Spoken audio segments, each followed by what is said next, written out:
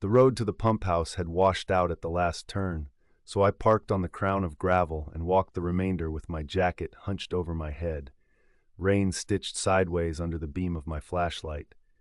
Water hissed in the weeds and rattled in the chain-link fence. The station itself crouched at the base of the dam like a bunker. Concrete walls, a single steel door, and a yellowed light above it that made the wet look the color of old teeth. I had never been here. I'd only said yes to the overnight shift because Mark sounded desperate and because I owed him. "Just sit in the control room, watch the gauges, call me if anything turns red," he'd said. "Storms make the inlets cranky. Easy money." Inside, the air was cool and smelled like wet metal and something faintly algal, river water abstracted into atmosphere. A narrow corridor led down, steps slick with tracked-in grit, and then I was in the control room. A horseshoe of panels that hummed softly, a wall of old CRT monitors stacked like bricks, a scarred desk with a stained mug that said, "Nobody's perfect, but some of us are engineers." A laminated emergency flowchart was thumbtacked at eye level. There was a clock with a second hand that stuttered rather than moved, and the red LED of the intercom glowed like a watchful eye. I set my backpack down, hung my jacket on a chair back, and sat. The main console showed intake levels at 62% on the upriver screen and a fat green bar for the active pump. The needle on the vibration gauge hovered in the safe zone. A tiny orange light next to backwash ready blinked with a slow, patient rhythm. Easy money. I could ride out the storm in here and then drive home at dawn.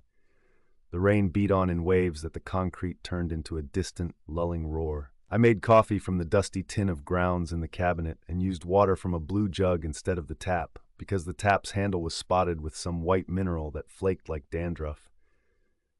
The first sip tasted like pennies anyway, and I grimaced and set the mug aside.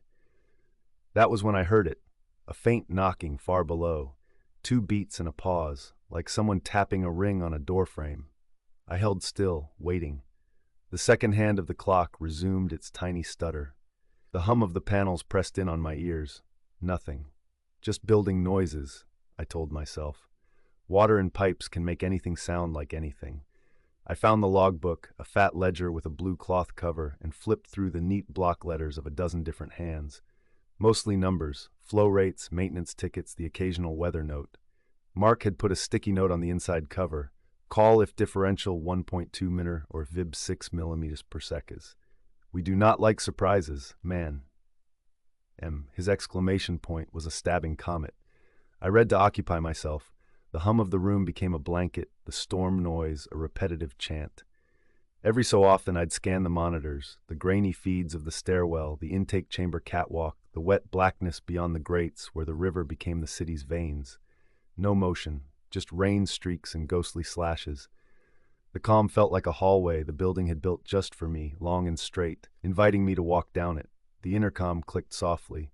The LED brightened, and I jumped in my chair before it faded back to steady red. I waited, heart thudding. Nothing. I went back to the logbook. There was a margin note halfway down a page from last winter, written in a different color. "If you hear your name from the wet side, it's a pressure artifact. Do not respond." Someone had underlined wet side twice. "Cute," I said out loud, to get the sound of my own voice into the room. The room absorbed it without echo. Another hiss of rain, a deeper thrum underfoot that hadn't been there before. The vibration gauge's needle kissed 3 millimeters per second and settled. I told myself to breathe, to count the breaths, to catalog the room. The coffee mug with its drab slogan, the humming panel with its green glow, the crooked photograph tacked above the fire extinguisher of a crew in hard hats standing on the damn spillway years ago, all smiles and squinting against sunlight. The intercom crackled. "Hey," said a voice, thin and watery. "You made it okay?" I grabbed the desk edge. "Mark?" Static then. "Yeah, it's me. Sorry, signal's garbage. You good in there?" I exhaled. "Yeah, everything's green. Good. Don't... Ah." The voice warbled as if it had to swim through something to reach me. "Don't go near intake 2 unless you have to." "Why?" "Cranky," he said, and then the intercom clicked off. I stared at the LED. It held steady. The clock stuttered. The building settled back around me, its noises rearranging into something like companionship. My heart eased from hummingbird to sparrow. A scraping sound came from the corridor. Not down where the intake chamber was. Up here, just outside the control room, a dry sound, grit dragged under weight. I turned slowly in my chair. The doorway was empty. The corridor beyond was painted a hospital green, its paint scuffed at ankle height. The light out there flickered once and returned to steady. I stood and went to the threshold. "Hello?" My voice traveled a measurable distance and stopped, like a thrown ball. No answer. I stepped into the corridor. The scraping sound worked itself under my skin. I could feel it the way you can feel a hair stuck to the back of your neck. The corridor was short, control room at one end, a heavy door at the other with a wired glass window slick with condensation. I put a hand near the glass without touching it. Cold bled out of it like fog from a freezer. The wired glass window showed the stairwell beyond, concrete treads, metal handrail, a square turning out of view. The condensation inside the wired pattern looked like a net underwater. There it was again, 2 taps and a pause from below. Tap, tap, pause, tap. "Pressure artifact," I said, and smiled to show myself I could. Back in the control room, the monitors had shifted in their graininess somehow, or I had. I noticed motion in the intake chamber feed. Not motion, exactly. A shimmer, like heat haze if heat were cold. The catwalk, a grated walkway bolted to the wall above the intake pit, was empty. The intercom clicked. "You there?" The voice was weaker. "Still here," I said too quickly. "There's something tapping." A strangled sound that maybe was a chuckle. "Yeah, the rain. All that air has to go somewhere. Feels like the building's breathing." Another click. Nothing. A green indicator at the edge of the panel went amber. A ribbon of text unspooled. Delta P 1.3 meter, intake 2. The vibration needle flirted with 4. I tried to remember the sticky note. Call if 1.2 meter. I reached for the phone, then snatched my hand back. The line was tied to the intercom. I could call out, but this was stupid. I didn't want to light it up unless I had to. As if activating the circuit would open a throat to the wet side. "Don't be ridiculous," I said to the room and dialed. Silence. Then the same thin voice, only wrong, as though played through a throat that didn't quite understand speech. "You should go down." "What?" "Go down. To 2, it said. "Bring the big key." "I'm calling you," I said. The world tilted subtly and took my stomach with it. "Aren't you on your cell?" "You should go down," it repeated, and the LED went dark. Something cold moved over my scalp, like fingers combing without pressure. I looked at the phone, at my own hand holding it. I ended the call, then redialed Mark's actual number. This time it rang. It rang a long time. When it went to voicemail, it was his normal voice, harried, apologetic, telling me to leave a message. "They're telling me to go down to intake 2, I said, surprised to hear my voice steady. "I'm not going down unless you say so." I hung up and stared at the panel. The amber text ribbon insisted, Delta P 1.4 meter, intake 2. The backwash light blinked. 2 taps. Pause. Tap. Closer. I made a decision that felt like stepping onto ice. "Screw this," I said. "I'll look from the top." I took the ring of keys from the hook by the door, heavy keys with little stamped tags that said things like Panel 3A and Gatehouse. The big key had G2 welded into its head. I left it on the hook. The stairwell smelled like a raincoat that never dried. Moisture had slicked its way to the inside of the wired glass, so that my reflection on it was blurred into a shape I could mistake for a stranger if I wanted to. I didn't want to. I went down slowly. My flashlight caught glints of water on bolts, the silver of the railing, the small irregular constellations of minerals on the concrete. At the landing, a door with a sign, "Intake Chamber.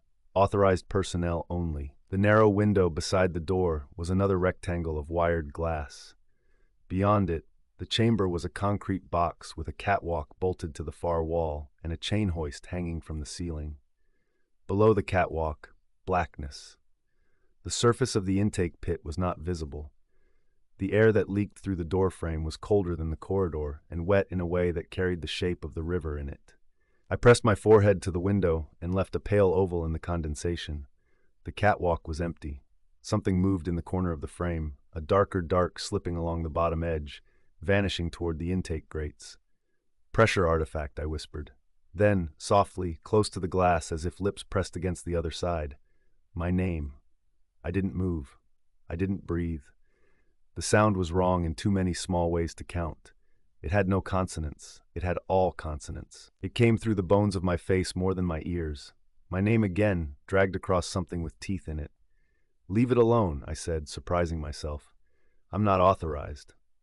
The answer was a knock, immediate and irritable. Tap, tap, pause, tap. It vibrated the glass and sang in my sinuses. I fled back up to the control room with the bright animal part of my brain leading. I shut the door and put my back to it, absurdly. My breath made damp in the cold air. The panel had made up my mind for me. Delta P 1.6 me, intake 2 pulse steadily in amber now. The backwash light stopped blinking and turned a steady, sullen orange. I picked up the logbook again with the idea that ink could save me. There was a page near the back bent at the corner. I smoothed it and read without choosing to. June 3. Surge sucked grit into 2 again. Had to cycle backwash twice. Heard Evan from the wet. The new kid froze up. Reminder, the thing loves attention. Keep your eyes on the gauges. Below it, in the tight handwriting of someone who had to write small to stay steady. If it gets your name right, it's closer. Do not open the panel. Do not give it keys. Do not, the sentence went jagged and trailed off. There was a smear across the next line as if someone's palm had caught ink they didn't have time to let dry. The intercom clicked on without brightening. Help, it said in Mark's voice. It slipped the grate. I'm at 2. There are no field crews tonight, I said. I set the logbook down carefully. You told me that yourself. Help, said the voice again, with the weirdness of a recording played backward until it almost sounded forward. Bring the big key. I looked at the backwash ready light. Below it was a toggle switch under a plastic cover, and beside that, a heavy lever with a rust-polished handle that looked like the kind of thing you only pulled once. The laminated emergency chart on the wall had a box that said, in careful font, in case of obstruction, initiate surge purge. Open cover, toggle up to arm, pull lever, hold 5 seconds. Keep your eyes on the gauges, I told myself. Intake 2's flow bar had gone ragged at the top edge.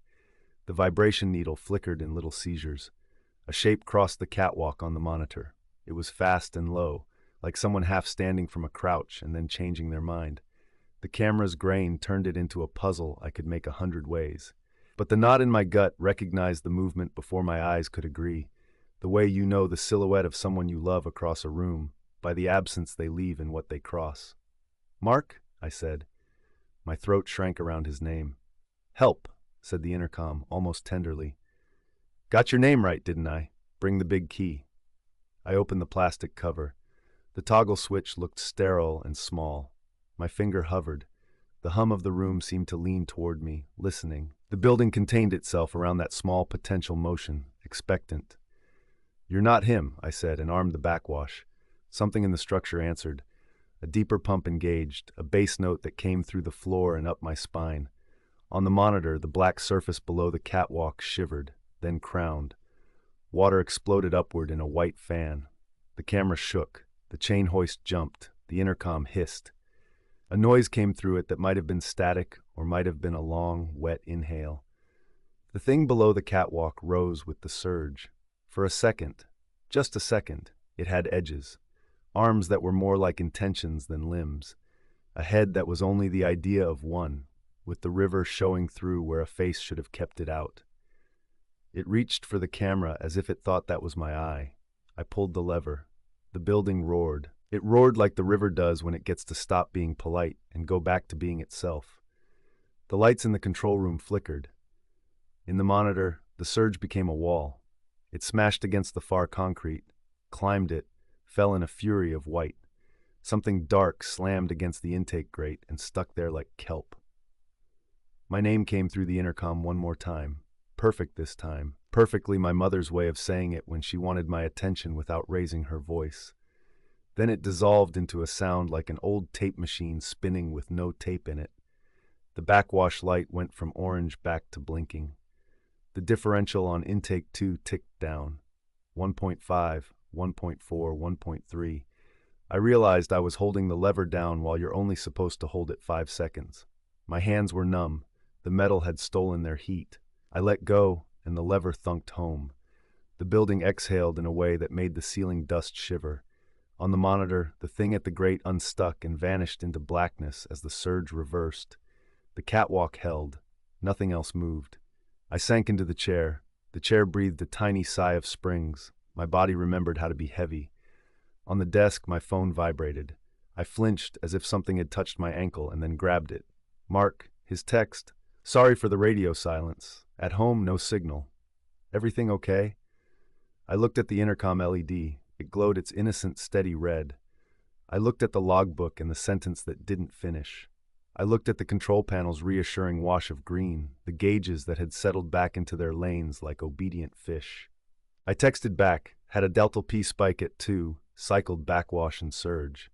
Think it's okay now. 3 dots. Then, wow. Brave. You sure you want to sit the rest of the night? I typed, I'm fine. I didn't send it.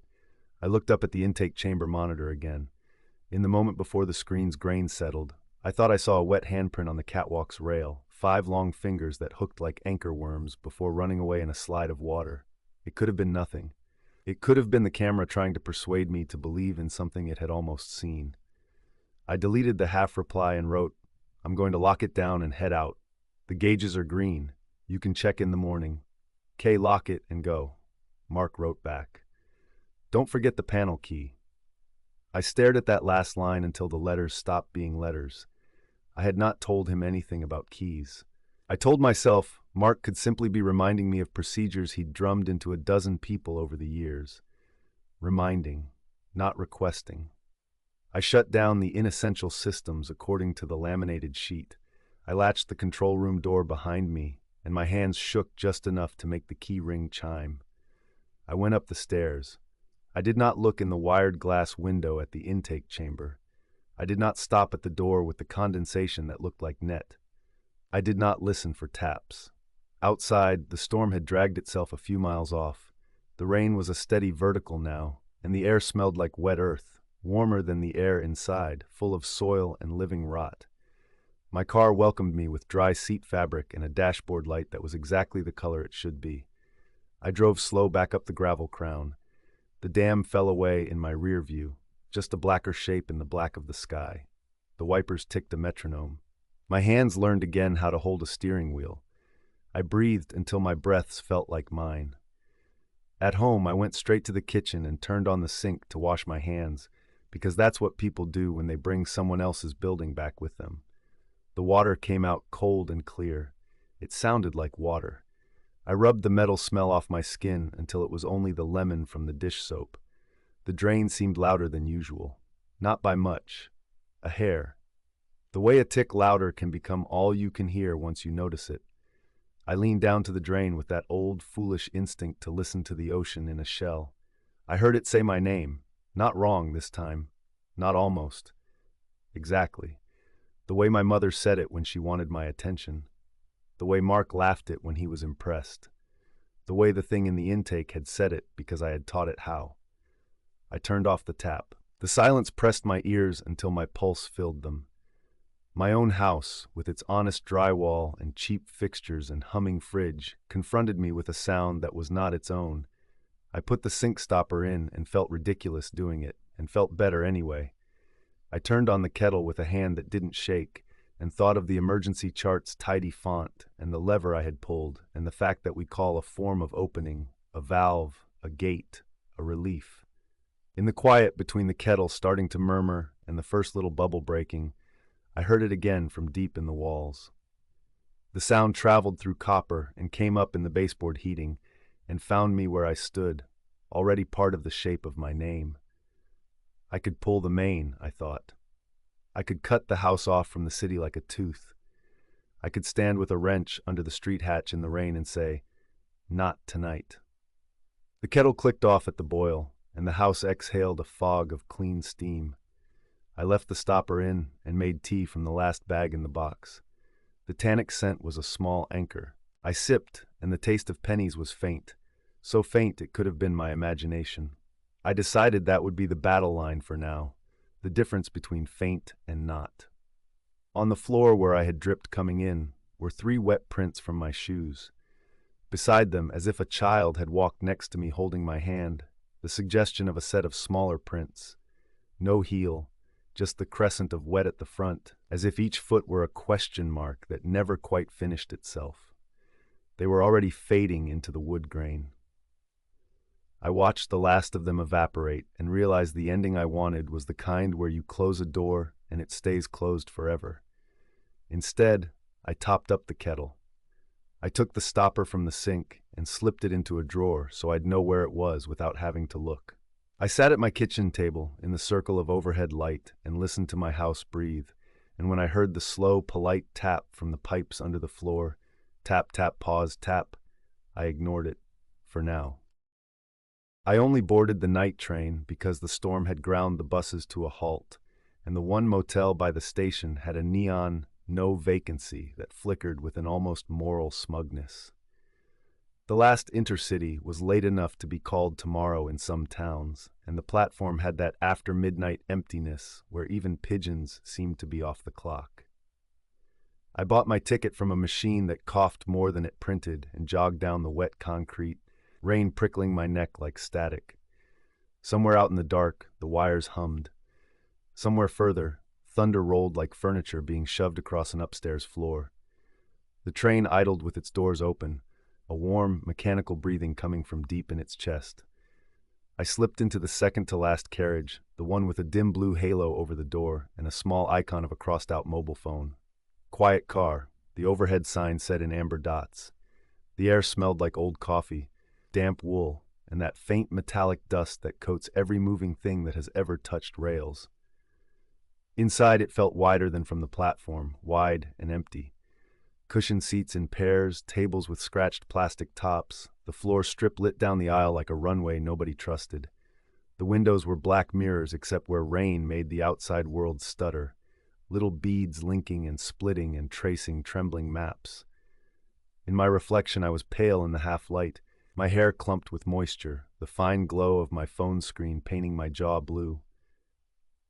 There were maybe 3 other passengers in the whole carriage. A student slumped on a backpack, an old woman with a scarf careful as prayer hands, a man in a baseball cap with his head tilted down and his hands under the table. They all had the weightless stillness of people who had chosen surrender over vigilance. I took a seat near the vestibule door, where the glass slid open with a sigh if you stood too close. My bag thumped into the overhead rack. The valve behind the panel in the ceiling ticked and hissed like a kettle never quite boiling. I let the rhythm of the train settle into me, the low vibration through the soles of my shoes, the occasional click where the wheels met a gap, the distant animal whine of brakes being tested. My own heartbeat matched it, or the train matched me. It was late enough for that to feel like a reasonable thought. We moved. The start wasn't dramatic. The world simply loosened and slid. The lights in the carriage dimmed a fraction as the power shifted to motion, and the black windows became more mirror than anything else. For a moment I saw 4 of me, 2 either side of the aisle, and then rain made them breathe and flex. The overhead sign scrolled, "Next stop, Calder. Itia 0052. A long way, some tunnels." Minutes passed like thin paper. The first strange thing was small, a pocket thing I could have ignored. The vestibule door exhaled and opened without anyone triggering it. A strip of colder air slid in over the carpet, bringing with it an extra smell. Wet leaves, the specific sweetness of oil. The door stayed open. I looked up and down the aisle. The student's backpack rose and fell. The scarf woman's knitting hands did not move. The man in the baseball cap sat in profile, a harsh V of shadow under the brim. Beyond them, in the next carriage, another door sighed open, and for half a second the train felt connected all the way to its front by a spine of rectangles, pale and receding. "Probably the pressure," I said under my breath. Then, too eager to be embarrassed, I stood and waved at the motion sensor. The door closed, smug, a mechanical eyelid shutting me back in. I settled again. Minutes folded. The heater ticked. The train dove through a patch of nothing, and the windows went from black to the kind of black that looks wet. In that deeper reflection, my double did something that made my shoulders slowly tighten. It looked up from the phone when I hadn't yet. The movement was fractional, just a weight shifting earlier than mine. Then my own head lifted and I told myself I'd imagined the discrepancy, that I was jumpier than coffee admitted. My phone buzzed in my palm. No signal. An alert I'd missed. An email from my sister sent hours ago. "Are you still on the late one?" She'd written. "Keep to the bright cars. That sounded like some family version of don't talk to strangers, but I knew she meant well. I dimmed my screen and stuffed the phone in my pocket. The quiet car had rules, and I had always been good at rules when I understood who made them. The second strange thing was sound. At first I thought it was simply the old woman's knitting needles finally warming up, but the click was wrong, once, twice, and then with irregular spacing like someone trying and failing to find the beat of a song. It came from behind my seat, lower than the window line. A tiny noise, click, click, click, click. I peered through the reflection at the empty seats across the aisle. A faint shape like a coat slumped there, the sleeve cuff brushing the floor. No, not a coat. A glove. A single black glove splayed as if a hand inside it had braced. Part of me wanted to laugh. Some passenger had dropped it weeks ago. The more primitive part of my brain interpreted it as something that had to be explained before I could feel slow again. The man in the baseball cap had not moved. The brim could have been glued. But in his window reflection, I saw his head turned toward me. Chin up, the angle slightly off. The reflection glinted where it shouldn't. Not a trick of the light. A deliberate little misfit. "Tickets, please," the PA said, not as a request, but a thought occurring in the ceiling. The voice was male, middle-aged, with that smooth, considering tone some conductors have when they know they own the night between towns. It clipped a little as if the wire carrying it had corrosion in one tooth. "Tickets, tickets." I dug mine out and looked around for a conductor. No one in the aisle, no one at the far end. The door to the next car stayed closed. "Please have your tickets ready," the voice said, "especially in the quiet car." That last clause had a little delay before it, as if the sentence was spliced together from two different announcements. It shouldn't have made the hairs on my arms stand up, but there I was, rubbing my forearms like I was cold. I listened for footsteps. The train itself made so many little knocks and rattles that you could hide a parade in them. I stood, partly to be seen and partly because I wanted to test the vestibule again. The door slid open before I could step, and beyond was the narrow accordion tunnel, ribs of rubber sweeping blue under the strip lights, the air colder and sharp with that oil sweetness. I leaned into the next carriage. It was empty. No, one shape, 4 rows up on the left. A man crumpled across 2 seats as if sleep had knocked him sideways at speed. His head rested on the window. His mouth was a thin line, eyes closed. The reflection in the window showed him upright, watching the aisle. I didn't breathe for a few seconds. When I did, the air had that taste it sometimes gets under bridges where water runs along concrete, a taste of damp and faint steel. I said hello, and the quiet sucked my voice up with a practiced motion. No echo. The man's chest did not rise. The reflections did. "Please move forward to car 7, the PA said. "For your safety, please move forward to car 7. We were in car 7. The sign above the vestibule said so, 7 in a white circle. I turned and checked the number on the door I'd just come through. 7. Tunnels do strange things to time. Outside, the world was nothing, but I could feel walls sliding past an arm's length away, close as confessionals. The light inside deepened and steadied. The strip lights brightened as if the train wanted to be sure it was not mistaken for the dark pressing along its sides. I should have gone back to my seat. Instead, hooked by something too like curiosity to admit fear, I drifted into the next carriage entirely. My footsteps were the same as I'd heard earlier. The irregular clicking matched my pace. I stopped. It stopped. The glove lay by a seat here, too. No, the same glove, same crease in the leather where a stitch had split. The man in the baseball cap was 4 rows up and to the right, facing away. The scarf woman's knitting sat on a table, needles stuck like upright bones. The student's backpack slumped against a seat base. The arrangement was wrong in the precise way a copied drawing is wrong. The artist knew every object but not the quiet air that held them together. "Tickets," the PA breathed. "Tickets, ready for your safety. Move to car 7. When I realized it was my own inflection, I heard under the conductor's voice, my own exact dip on the word safety. I put both hands on the nearest seat back, just to feel something that was not the idea of touch. The vinyl was slightly sticky with the cleaning solution they used that smells both sterile and dirty. I ran a thumb along the seam and came away with a film of liquid that smelled like lemon rinds. The reflection in the window across from me moved first this time. My double rose without the slight hesitation I always have when I stand, the tiny breath I take. It was already walking when I told my knee to unlock. It passed me in the glass and paused by the vestibule door, hand hovering near the sensor. In the seat beyond the reflection, the actual aisle was empty. The glass version glanced over its shoulder. Its mouth was set in a line too thin to be mine. I didn't make a decision exactly. My body went forward and I followed. I shouldered through the vestibule, the ribs squeaking long vowels around me, and into the next car. It was darker. One of the strips had gone to half bright, a sodium drowse which made everything appear more amber, more soft-edged. The window at the far end had a big advertisement pasted on it from the inside, some vacation beach at an impossible blue, but the night outside turned the water black, and the sky a deeper black, and the blonde woman's eyes pits, and the effect was of a funeral brochure. I picked up speed. The cars blurred, numbers repeating. 7. 7. The same glove, the same backpack, the same scarf with its needles stuck like teeth, the same man in the baseball cap with the violent V shadow, except his cap's logo swapped sides in different cars, a mirrored error. Every time I passed him, his reflection was a click too eager to look up, to notice me, to fix me like a nail. "Please proceed to the front for safety," the voice coaxed. "Doors will remain locked during transit in the quiet car." "Where are you?" I asked the air, the glass, the speaker grills. "Where are you actually?" Silence returned the way water returns to a place you've just scooped your hand from. I walked faster. The smell of heated dust mixed with something meatier, like damp hair. My bag shifted in the overhead with a thump. I turned up and saw, in the shadow of the rack, shapes that were not luggage. Coats hung too carefully.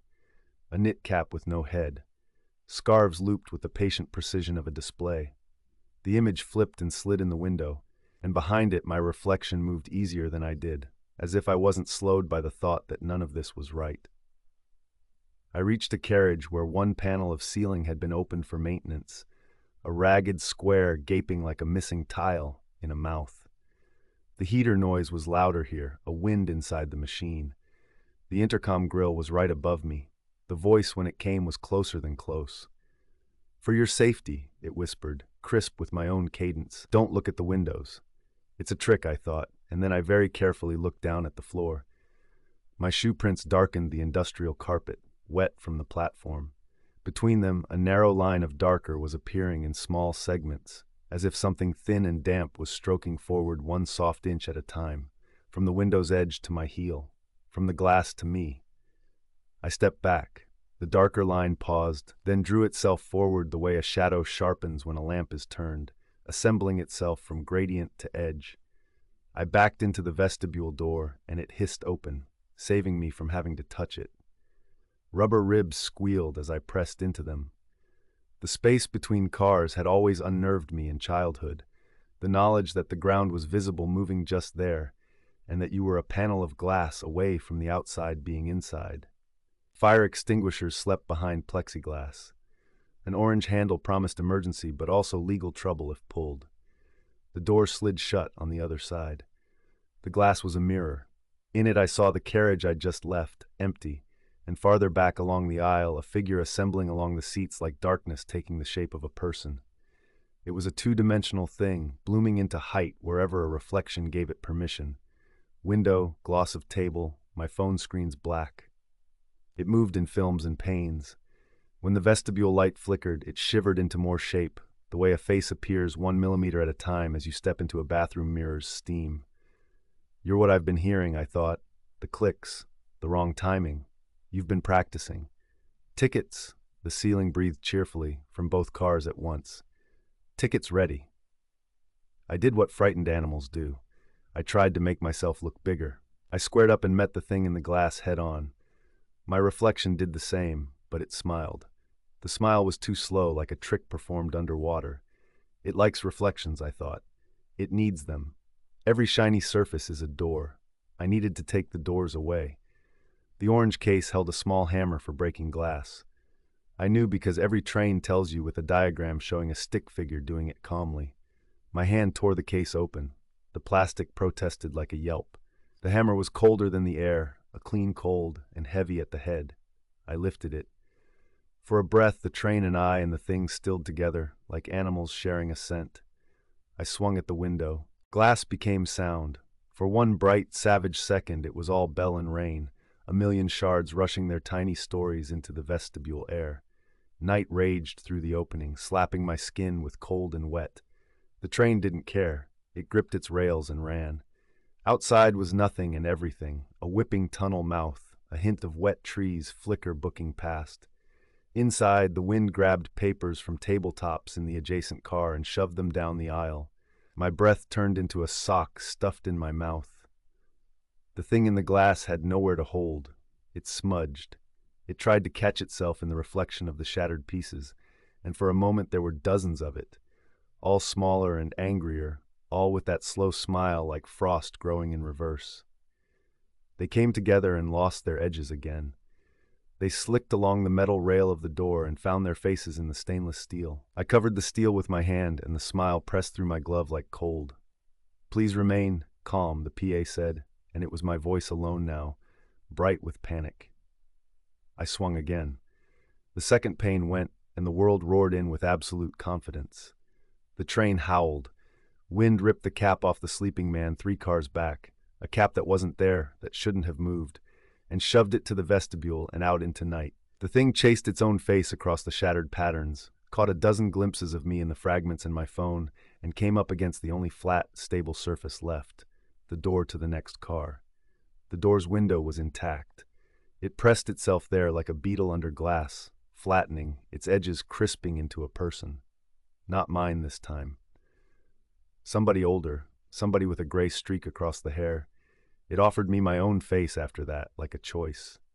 And when I didn't take it, when I raised the hammer for the 3rd time, it separated into small gleams and went for the smallest mirror in the car. My phone buzzed. The screen lit my palm with that soft, pretty blue, and in it a tiny version of me looked delighted to see me. The tiny me lifted his hand to his mouth and pressed a finger there. Quiet. I threw the phone through the missing window into the night. I didn't watch it go. Wind took it greedily, a bright dot tumbling and down-tunneled away. Then I set about the rest of the shiny things like a madman, the plexiglass over the extinguisher, the stainless rail, the ads with their laminated gloss. In the carriage beyond, the reflection thing paced, hunted for angles, tried the surface of a spoon at an abandoned table, and stretched itself across the curve into something too thin and long to name. The lights flickered, recovered, burned steady. The train slowed. It was not our scheduled stop. The sign in amber dots was dead now, or sulking. The PA had ceased being clever. All I could hear was the wheels scream easing down and the low answer of power calming its own heart. The brakes made that terrible animal cry that has made children everywhere press their hands over their ears.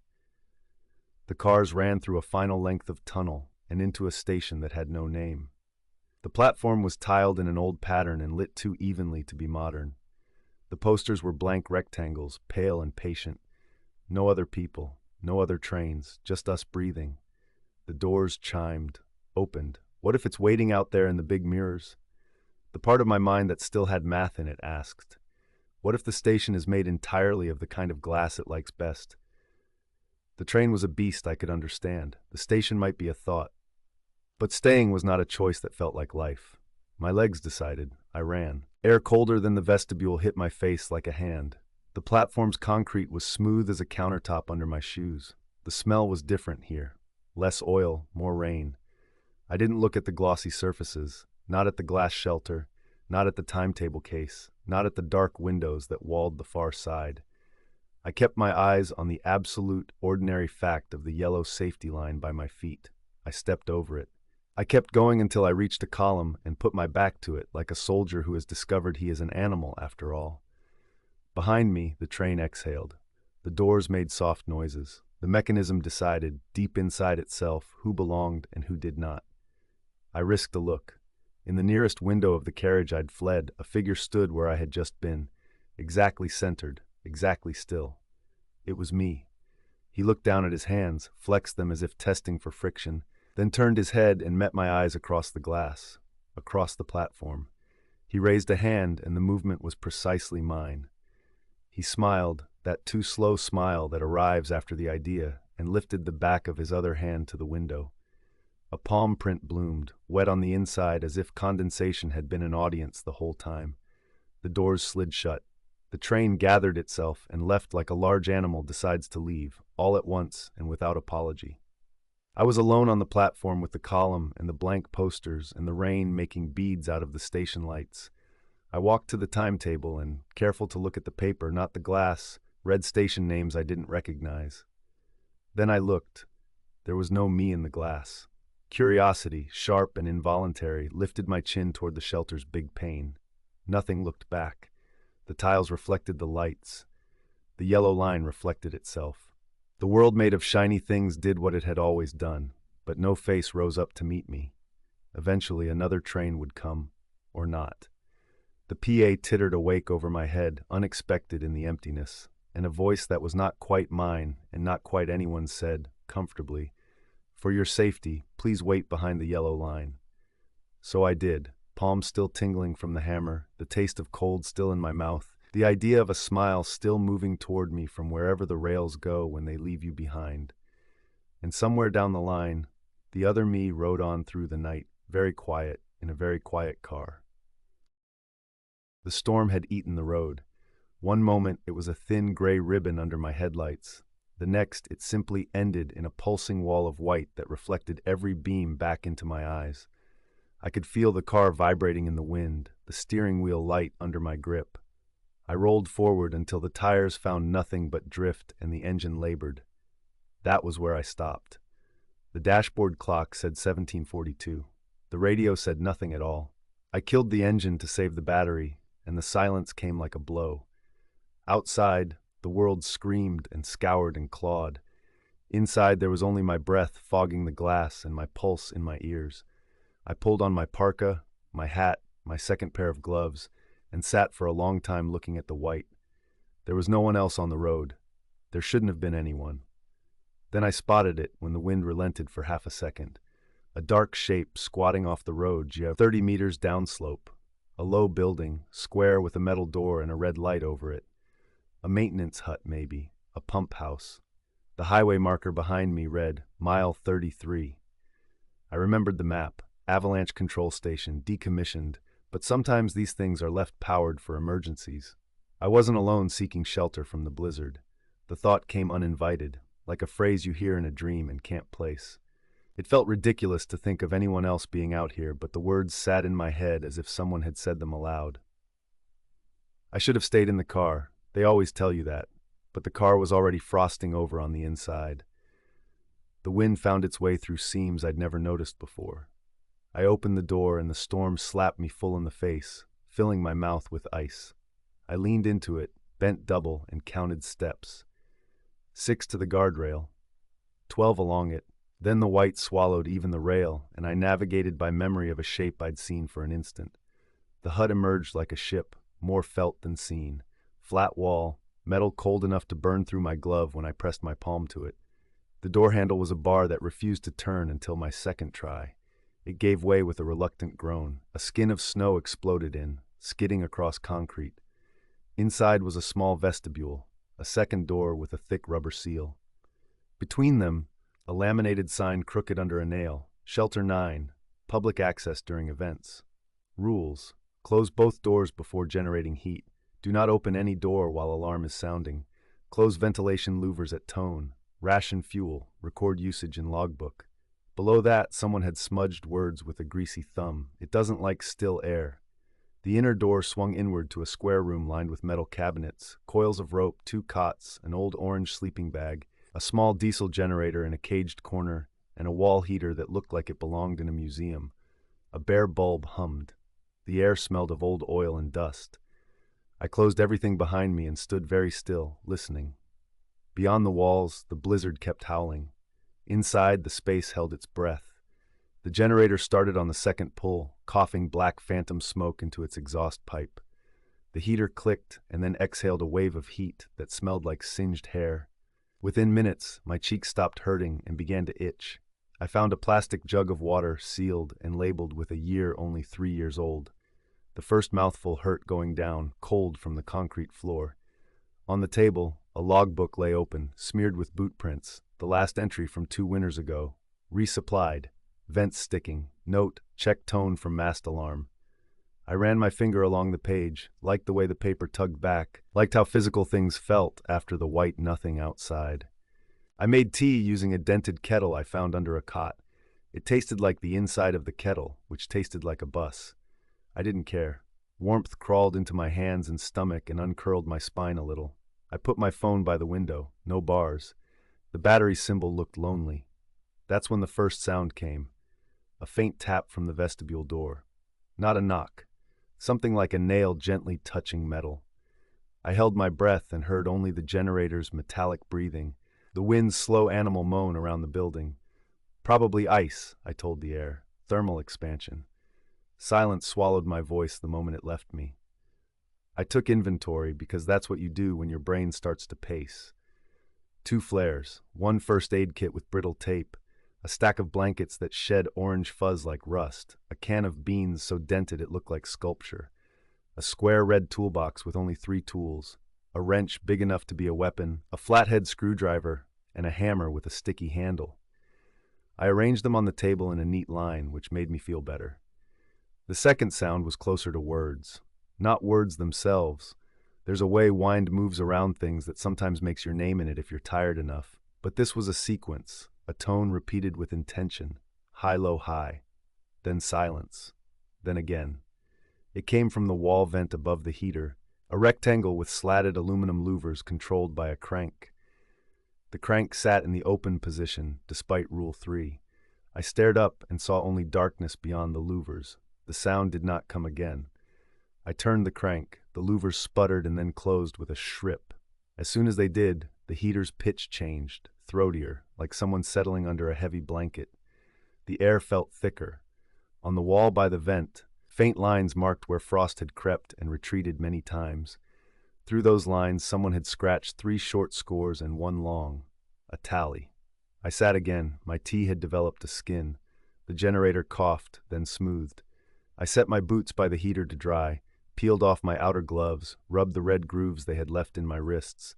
The storm beat its endless hands on the roof. Then came the knock. This time it was unmistakable. 4 hard raps on the outer door, spaced evenly. I jumped so badly that my knee hit the table and the toolbox thumped to the floor. "Hello?" I yelled, because that's what you do even when you know it isn't sensible. My voice bounced off metal, small and embarrassed. 4 raps again, deliberate, pleading. I crossed to the vestibule on legs that felt like borrowed furniture. When I opened the inner door, the cold reached in and laid a hand on my chest. Snow had blown under the outer door and crusted there, a thin line like salt. The raps came with a rhythm that did not belong to wind. "Who's there?" I asked. My breath rose white and then curved toward the door like it had a mind of its own. A voice filtered through, thin as thread. "Please." That was all. Not help, not I'm freezing, not a name. Just please, stretched and frayed by steel and air. A second voice came behind it, repeating the word with an identical wobble. For a terrible moment, I thought the door was a radio playing the same track a millisecond out of sync. There are rules to these huts. The sign had rules. The rules weren't for nothing. But there are other rules, human ones, and those had weight too, heavier than any laminated plastic. I pulled the outer door lever and shouldered into it. The storm sucked at the seam with greedy lungs. It took both hands and my shoulder to open the door enough to wedge my body into the gap. A shape fell inward, boneless, slamming into my shins and sprawling onto the concrete. A parka the same color as the night, hood fur crusted with needles of ice. The inner door banged in the wind. I hauled the shape by its armpits into the room and kicked the door shut. For several seconds there was only sound, the generator, the storm, my heartbeat, something else like dry rice in a jar. The shape didn't move. "Hey," I said. "Hey, you're okay. You're in." The figure moved then, a little.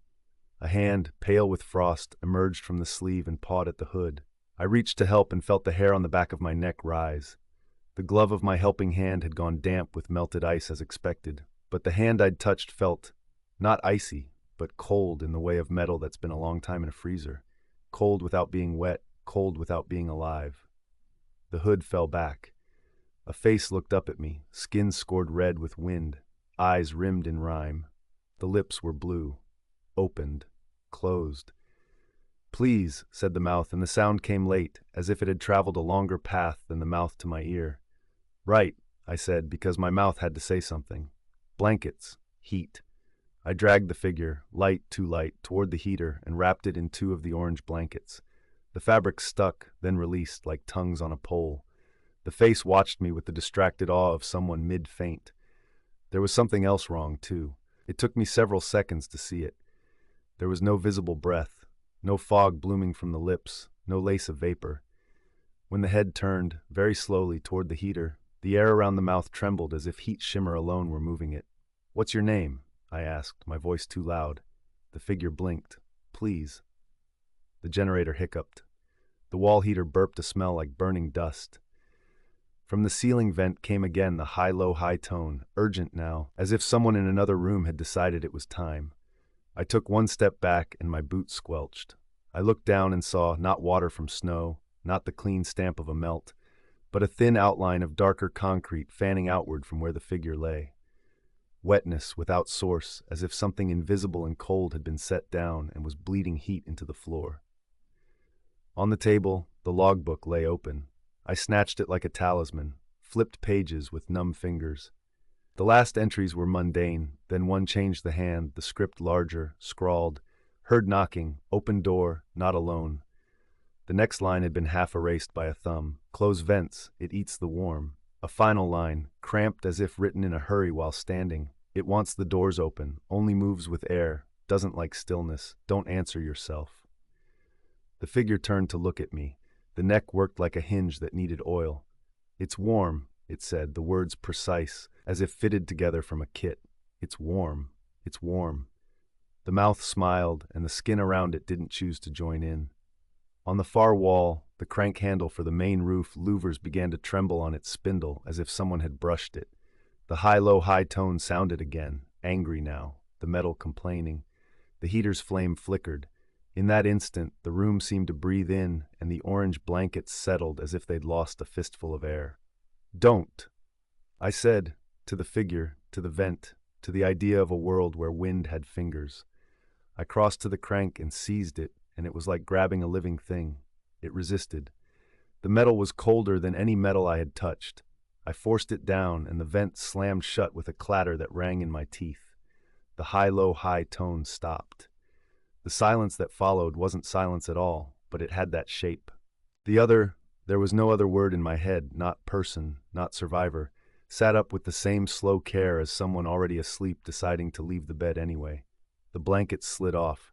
Frost had formed on them where they touched the parka, as if the fabric had willed itself into winter. The face watched me with its new smile. "It's warmer," the voice said. It had found a rhythm now. The wobble was gone. "Who are you?" I asked, voice cracking. My breath smoked and then hung around my face like a guard. "Please," it said again, like someone who had once heard the word used successfully and was trying again for the same result. The mouth made the shape of my name then, my name, soundless. It didn't speak it aloud. It formed the syllables exactly, timed to the winter beating its hands on the roof. The radio on the wall cracked into life and repeated my name with the same timing, my own voice, captured earlier somehow, flung back to me through a mouth of static. My skin crawled so hard I thought it might slough off. I did the stupid thing then, maybe the only thing. "You need to leave," I said, and even as I said it, I knew how absurd it was, saying leave to something made of leaving. The face tilted, curious as a bird. The vestibule door handle twitched.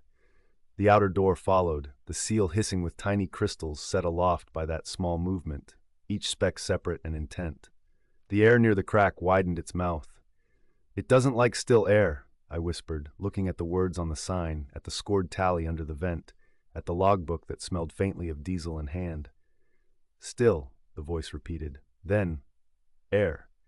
I did math fast and wrong, then slower and right. The heater pulled in air through the vents. The vents were closed. The heater was fighting likely as not. The generator liked air too. Everything in this box needed motion to feed itself. The other needed motion as well. The only thing I had that was stillness was myself. I twisted the heater valve to low. It coughed, and the flame shrank to a blue smear. The temperature fell a fraction, and with it the sensation of pressure pushing through the seams. The other shivered like a heat mirage does when a cloud moves over the sun. I crossed to the vestibule and set my back to the inner door and slid the bolt. Then I leaned my weight on it.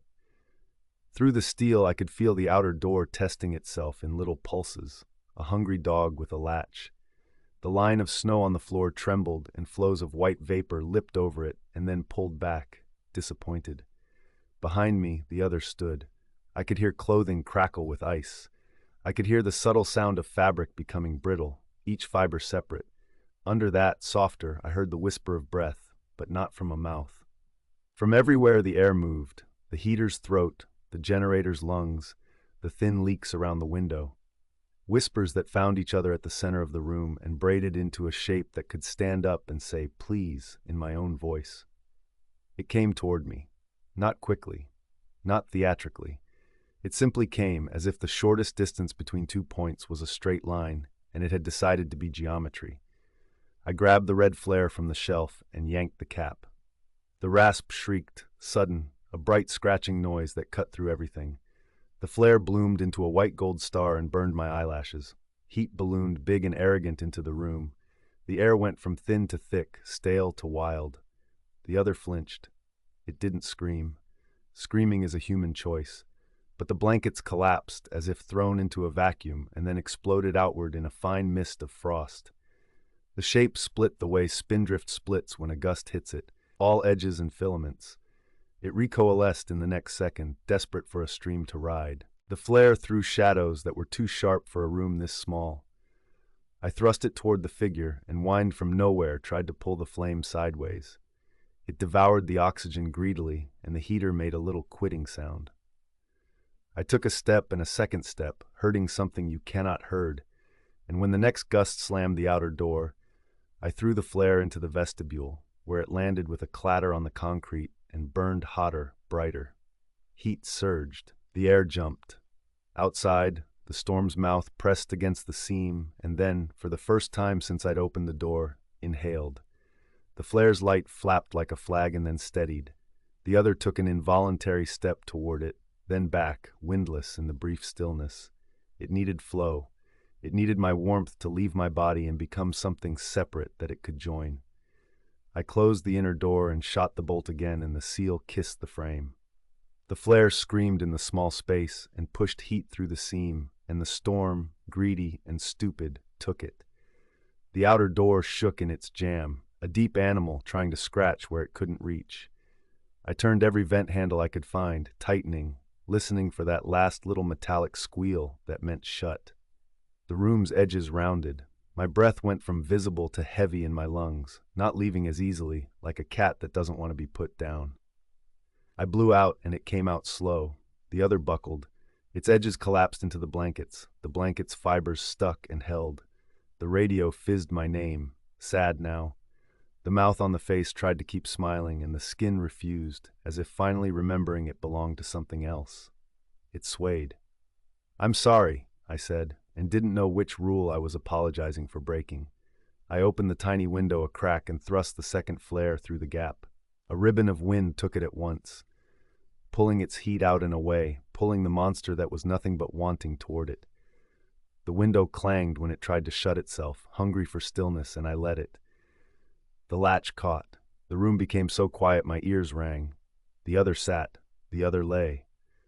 The spores of frost on its parka turned into dew that did not drip because it wasn't water. The voice that was mine spoke softly from the radio once more, and then stopped, as if the tape had ended. I don't know how long I stayed there, back against the door, hands frozen around a metal that finally felt like metal again. The heater sighed in little sips. The generator purred like it had earned it. The flare in the vestibule burned down to a hissing stub and died with a smell like a match dropped in snow. When I finally opened the door, the vestibule was a sauna. Water ran down the steel in brown lines where rust had woken. The outer door was still. The seam had a line of snow on it again, polite. I cracked the door a few inches and the storm looked in, friendlier now, tired. It wasn't gone, it would never be gone, but it had moved downslope to find a house with windows and a family with bodies they could warm by thinking about spring. I closed the door. On the floor by the heater lay the parka. The blankets had slumped around it. I nudged it with my boot, and it folded like laundry. The shape it had made was gone, as if it had never been. I picked up the logbook and turned to a new page. My hand shook. The pen bit into the paper and left blots. Storm, knocked, I wrote, and then stopped. I was not sure how to write what had happened in a way that would matter to anyone reading this with a white wall clawing the world away from them. In the end, I wrote, "Close vents at tone. Do not answer yourself. Heat pulls it. Stillness starves it. Don't share your breath." I signed my name and the date. I left the page open to dry. I turned the heater up a notch so I didn't start shaking again. I ate the dented beans cold because I didn't want any more warmth leaving anything. At 06:20, a gray wash behind the frosted window hinted at morning. The wind scaled down from scream to talk. Somewhere, a plow would be thinking about me. I packed. I took the flares even though one of them was half used and the other was a melted nub. I wanted proof in my pocket that fire had been a friend. When I opened the outer door to leave, I saw that the drifts around the hut were carved into strange shapes. Not the usual scallops and curlicues of wind, but long, thin trenches that led toward the corners of the building in straight lines. As if something had flowed like a river with intention, found the seams where air left, and drank. I stepped into the white. It was only white now. Snow squeaked under my boots. The cold bit in, honest and uncomplicated. I made my way back to the car. The door creaked. Inside, it smelled like plastic and myself. The engine coughed and then started. The radio came to life all at once, hungry for friends. Static filled the car, made shapes, then smoothed into weather reports that were late. I pulled onto the road and followed the black line the plow had left through the world. At mile 32, the wind found a new angle on my car and made it hum. The radio stuttered and then settled. In that moment, something tapped very gently, like a nail touching metal. It wasn't the car. It wasn't the road. I drove, and I didn't answer. I picked the wrong forest for my first solo overnighter. It wasn't even on the list of popular camping spots. Just a thin green smear on the map with a name that sounded like a warning, Weaver's Pines. The ranger station was shuttered when I pulled in late afternoon. A laminate sign flapped on the bulletin board, "No night hiking." The wind worried at it with an insect hum. I signed my name in the empty logbook anyway and turned up the dirt road until it dissolved into two ruts leading to Site 12, a flat bench of earth near a narrow stream that talked to itself in the rocks. I killed the engine and the sudden quiet had weight. The forest pressed in from every direction, tall balsam and fir stitched together with impossible density, their boughs bearded with lichen that swayed though the air felt barely moving. I could smell sap and something damp, not rot exactly, but the sweet of a refrigerator crisper drawer you forgot. The light was clean and slanted, and the kind of orange that makes you mistake ordinary things for meaningful ones. It took longer than it should have to set up my little tent, my hands clumsy with the cold that comes before dark. I hung my food bag, gathered a few armfuls of fallen branches, and made a small fire that licked its way into being, adding an obedient circle of warmth and sense to the world.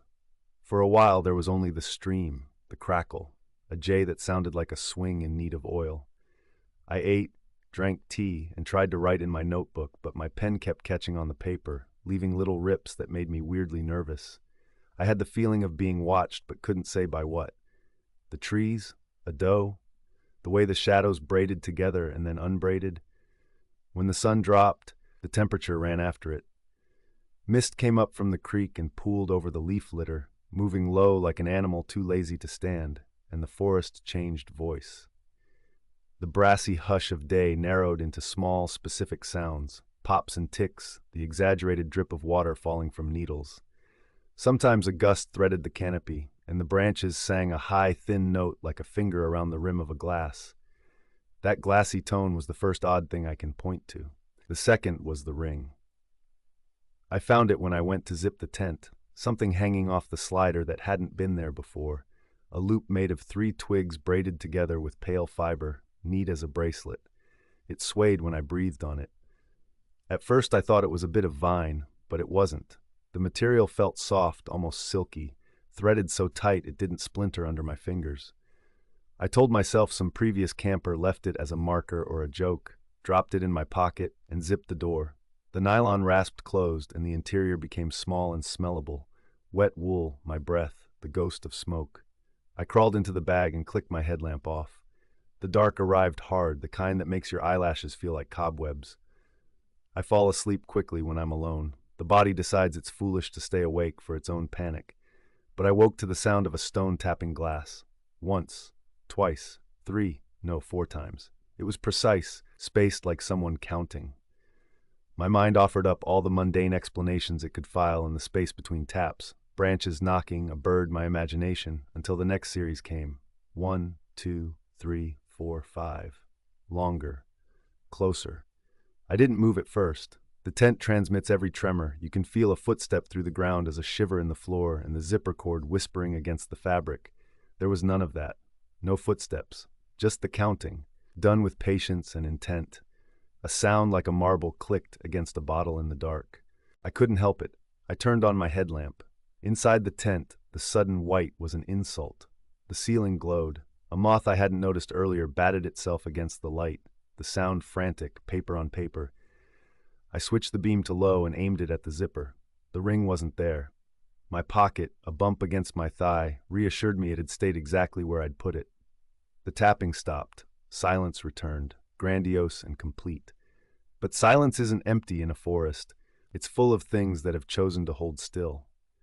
I lay there listening to that generous stillness, and under it, my own pulse counting time. Sometime after, I slept again. My dreams were a mess of threads, white lines floating in black water, weaving themselves into shapes and unweaving again. When I woke, it was because the tent wall leaned in and pressed the backs of my fingers where they lay. Not with the blunt poke of a stick, not the sweeping pass of wind. A press with shape and decision, like someone, a child maybe, had placed their palm flat to the fabric to feel me on the other side. I jerked my hand away so fast the sleeping bag squealed and the wall sprang back. I held my breath, listening like I never had to anything. The press came again, higher this time. 5 faint bumps in a row, drumming with a patience that made the hair behind my ears lift. I spoke without meaning to. "Who's there?" There was a pause, and then I heard my own voice answer, perfectly, from just outside the tent. "Who's there?" The headlamp found the zipper on the first try, and I was already swearing at myself even as I grabbed it. You're outside in your underwear in the cold with who knows what, and nobody knows where you are, and nobody will know for days. Don't do the stupid fatal thing. But the thing about fear is it's active. It wants. It doesn't sit like a stone. It leans into its own consequences. I yanked the zipper and flung the flap open and shone the light. The beam made a shallow room of the world, illuminated particles of my breath like snow. My fire was ash. The trees were a collection of black rafters. The ground showed nothing but leaves and loam and my boot prints, and beside them a second set, bare. Adult by the look of them. They stood next to mine as if a companion had walked beside me earlier at exactly the same pace. They led away into the trees and ended so abruptly it was as if the maker had taken one long step up and vanished. My voice came again, from behind me this time, in the dark where the beam didn't reach. "Who's there?" Not mocking, not malicious, practicing. I didn't go looking for the mouth it came from. I backed inside, zipped the door with a sound that felt childish and necessary. I found my stove with clumsy fingers and made water boil so I could hold the metal and feel something hot and rational in my hands. The steam smelled like tin. I drank and felt it sing its way down. The second odd object showed up while I sat there waiting for dawn that wouldn't arrive for hours. A small twist of white thread coiled on the tent floor near my knee. Not thread, filament. I touched it and it stuck to my skin as if it had been waiting for contact. When I tried to peel it off, it came with reluctance, refusing to leave the tiny whorl of a fingerprint where it had fastened. Under my nails, I saw the same pale strands, fine as spider silk, blurring the crescent with a fuzz I couldn't remember acquiring. When the sky finally went from black to the suggestion of gray, I fled the tent and kept moving until my thoughts caught up with my feet. My breath smoked out and hung in front of me. The forest in the half-light looked like it had the night's secrets tucked into every crease and was now pretending innocence. I followed the creek upstream because water is a kind of path, and paths mean decisions someone made. I walked until I found something that did not pretend anything, and I wish I could draw it for you rather than describe it, because I know the description will sound like an exaggeration. The earth had slumped where a great spruce had fallen years ago, pulling up a disk of roots like a woven wall. In the cup of that hole, everything was white, not snow, not quartz, threads. A dense web of them like frost exploded and refrozen midair, mats on the ground, veils strung between roots, ropes as thick as my thumb rising to attach to the living trees around the pit. The smell was that crisper drawer sweetness turned up to a cloying volume. At the center of the bowl, something lay on top of the webbing, shaped like a person asleep on their side with knees drawn up, except the shape was made of the forest's garbage. Twigs, a torn bandana, a deer shed, an old plastic grocery bag, all stitched into a mannequin by those white threads. My headlamp wasn't on. I didn't need it. The light was pearly, like the world had grown a second skin. I knew right away the voice had come from here. The web hummed faintly when wind touched it, and the hum had harmonics a throat might want. It's strange the way your brain accepts a thing it should refuse. I took a step towards it. The weave gave under my boot like a trampoline and sprung back, and the shape at the center shivered and collapsed slightly, as if taking a breath. It made the counting sound. 1, 2, 3, 4. The tap wasn't stone on glass. It was roots clicking inside each other while something tugged them tight. I thought of the ring braided from twigs, the loop of filament, the bare footprints that stopped where the world didn't need them anymore because it traveled by other routes. The fear that had been steadily stacking weight on my back stood up and became action. I stepped backward and my boot sank through the web up to the ankle, filaments ripping with a sound so fine I felt it more than heard it. Those same filaments found my sock like it was what they'd been hoping for and fastened. I yanked and the web held. I yanked harder and fell. The white was on my hands, sticky as egg white, impossibly strong for something that looked so fragile. Every move only gave it more of me to grip. The shape in the center uncurled a little, and something like the shadow of a face turned towards me. Not a skull or recognizable features, but a place where attention concentrated. "Help," I said. My voice sounded foreign and dry. The forest sent back the exact same sound, my same shape of breath. Help, like a child trying out a new word. I did the stupid, brutal thing then. I took out my lighter, thumbed it, and pressed the flame to the web stretched tight over my shin. It didn't catch at first. A smell like mushrooms from a damp basement filled my mouth. Then the white turned the palest gold, then amber, then flared with a suddenness that singed the hair on my wrists. The filaments popped like fat in a pan. Spores, there's no other word, puffed out in a burst I couldn't avoid breathing. The world tasted like pennies and sugar and mold, and something in my head shifted the way a stuck drawer does when you finally jerk it past the swollen edge. I got free. I didn't look back. I ran with a precision you only get when you're bleeding and don't know it yet. Branches took their due from my cheeks. The forest practiced my breathing behind me, matching pace.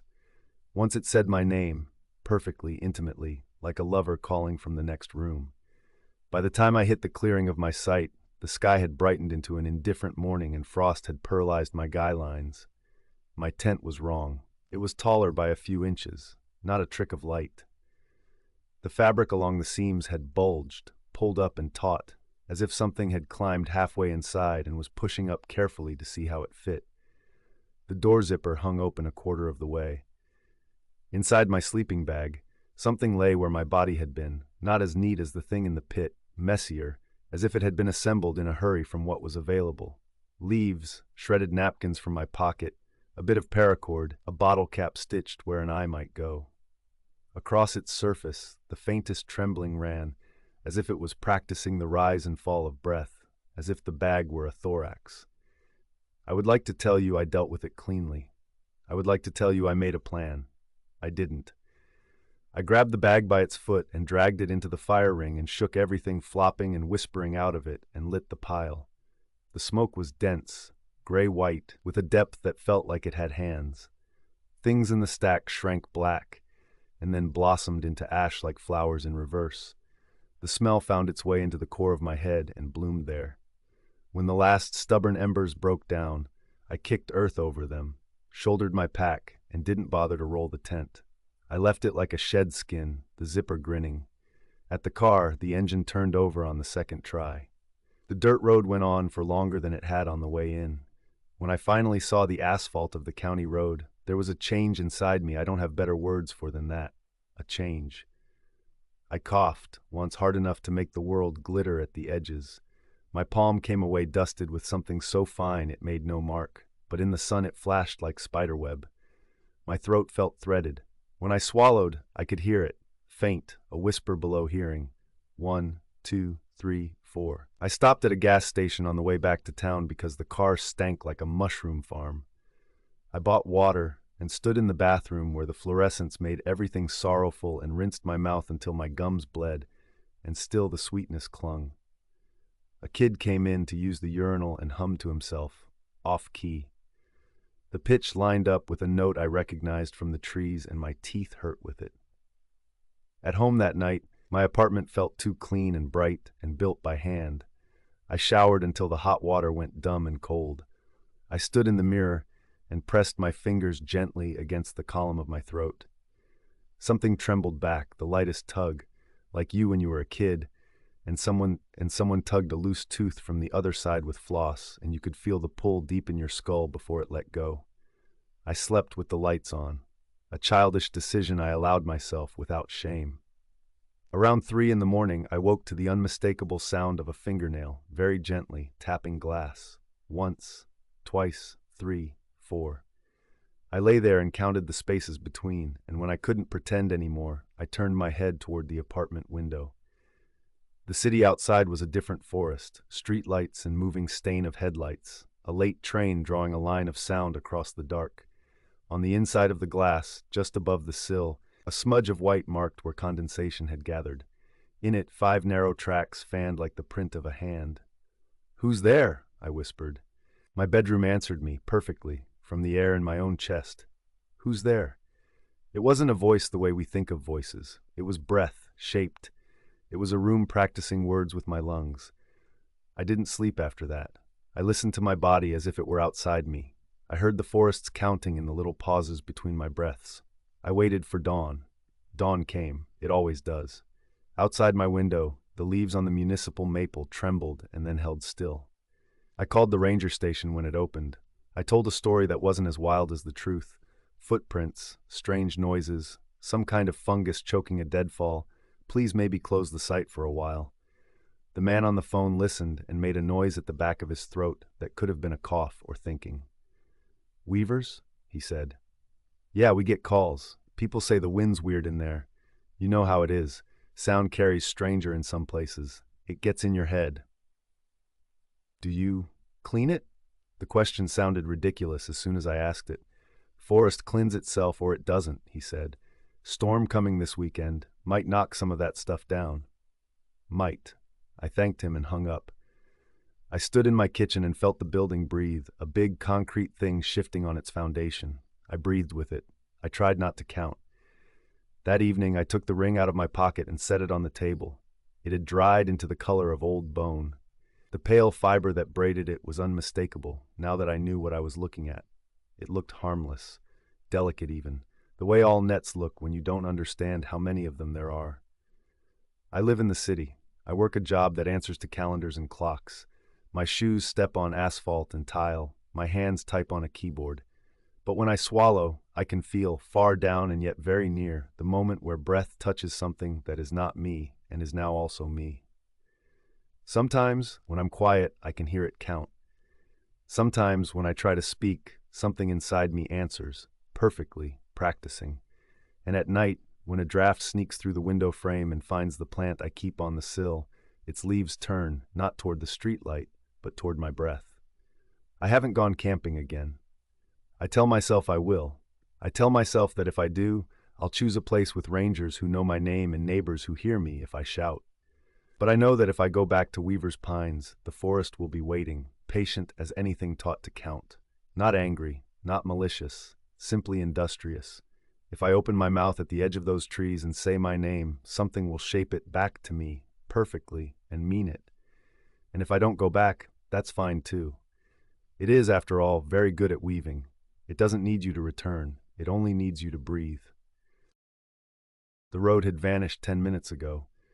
Snow erased it in thick, seething strokes, turning the headlights into two damp, glowing coins suspended in a white throat. When the engine coughed and died, the silence was terrifyingly complete.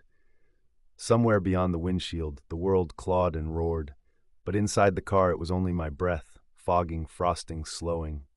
I killed the lights to save the battery. Darkness pressed its face to the glass. Wind rocked the frame hard enough to make the keys shiver in the ignition.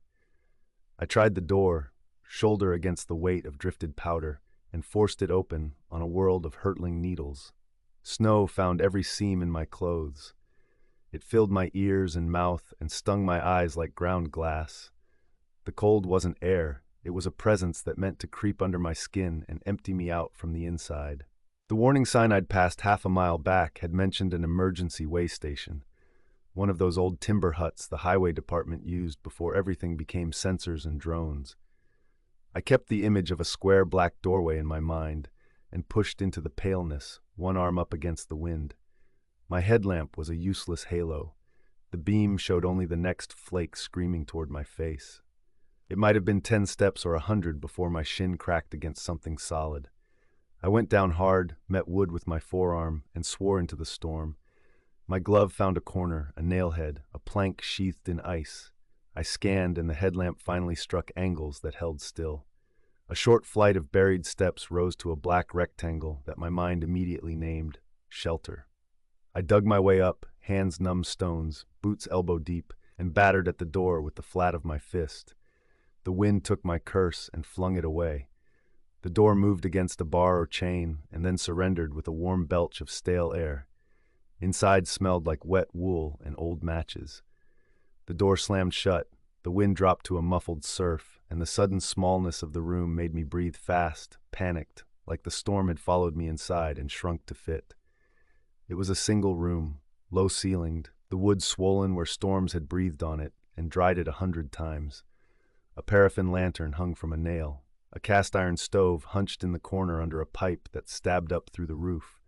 2 bunks with blank, army-gray mattresses. A shelf with tins of something anonymous and a row of mismatched mugs. A blue binder labeled in pen, Way Station 7 log. On the inside of the door, someone had hand-painted rules in white. Keep stove below 3. Push snow away from door each hour. Never open north door. I touched the letters. The paint had a roughness like scar tissue. Snow squealed, and for a breath I thought it was a human sound, thin and furious, and my heart tried for my throat. Then the wind swerved, and the squeal became a whistle. I turned the lantern wick up, and it rewarded me with a greasy yellow glow. The stove coaxed fire like it had been starving for hands. Soon the room took on that unbelievable glamour that warmth has when you've been without it, a place where blood felt close to the surface again. A place where the pain in your fingertips flared with life. I took stock. There were blankets, stiff with old use, and a kettle. I shrugged out of my outer jacket, my scarf shedding little snakes of ice onto the plank floor.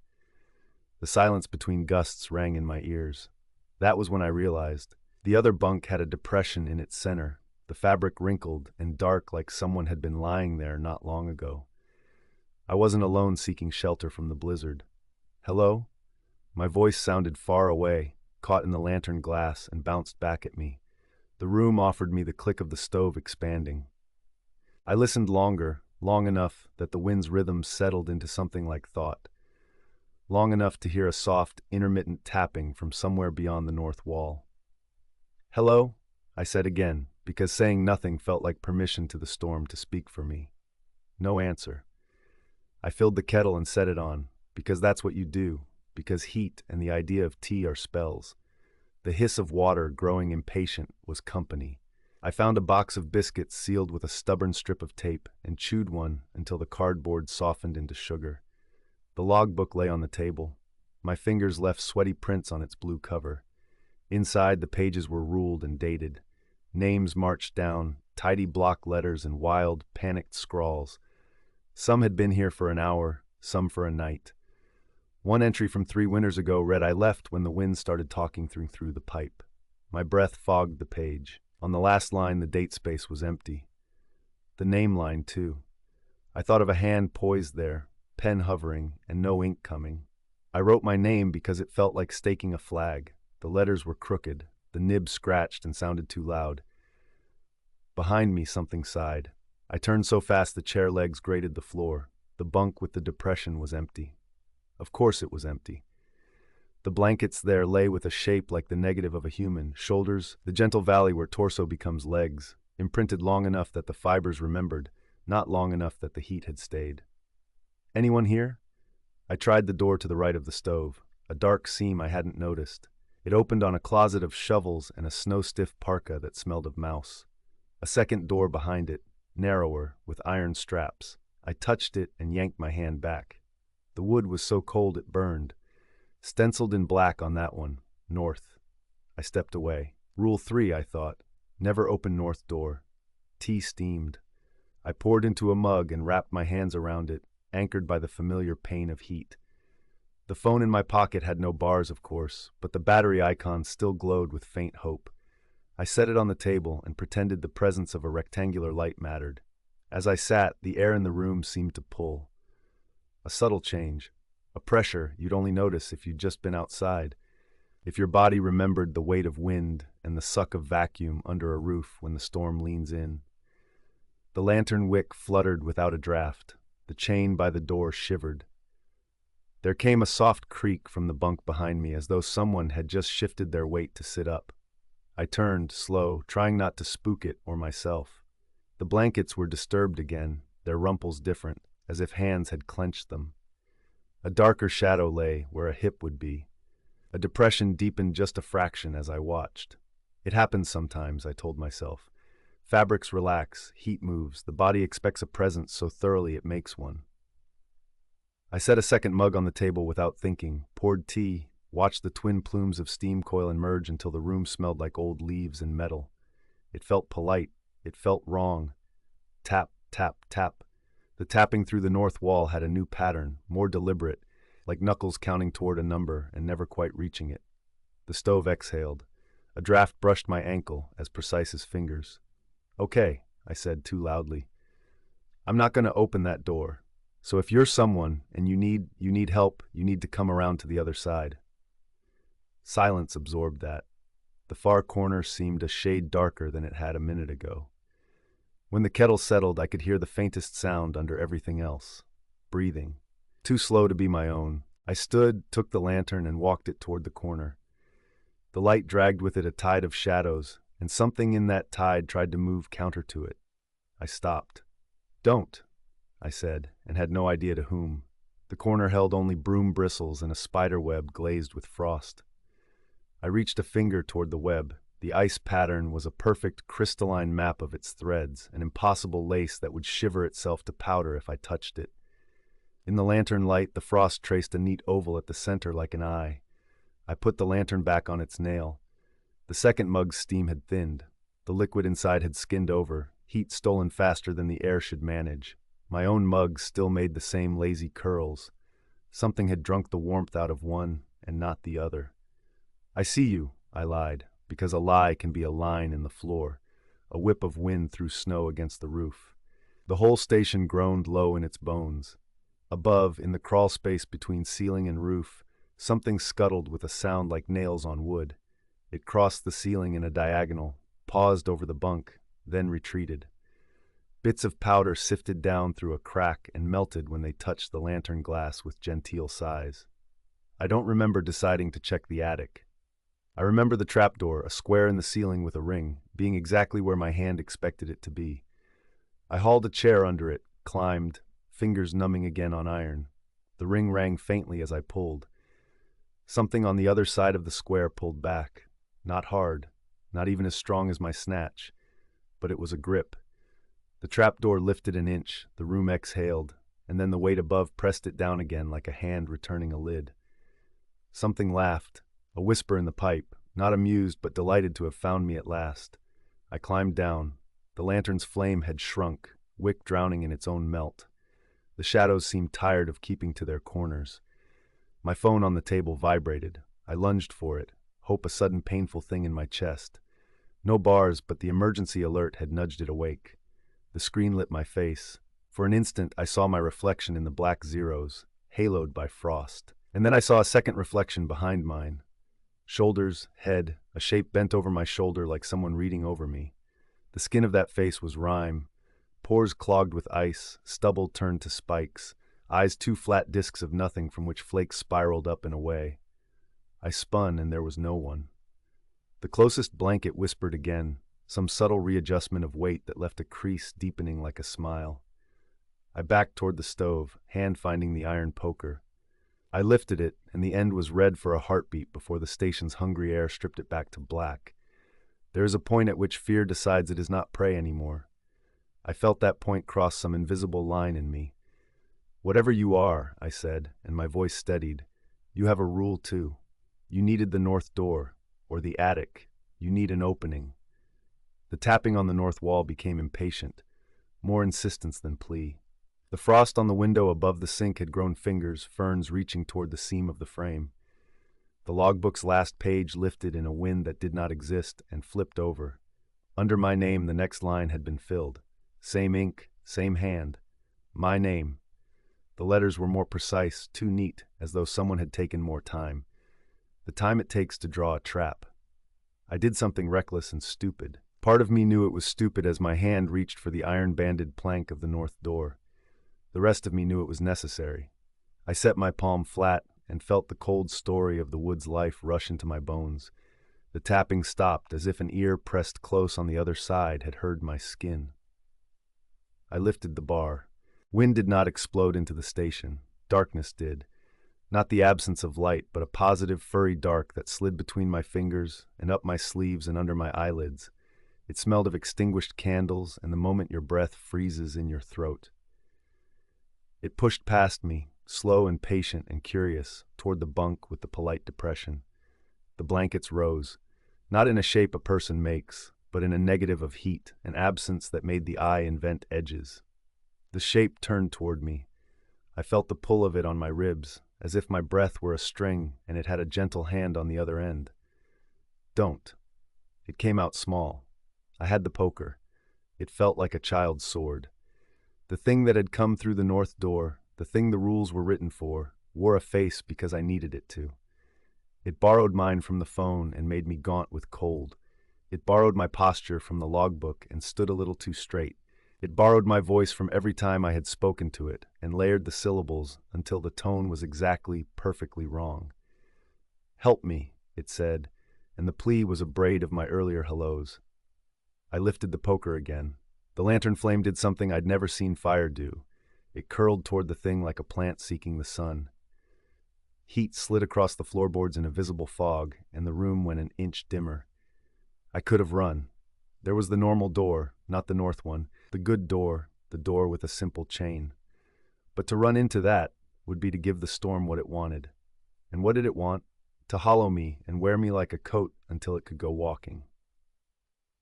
So I did the only adult idiotic thing that occurred to me. I opened the stove. Heat punched my face.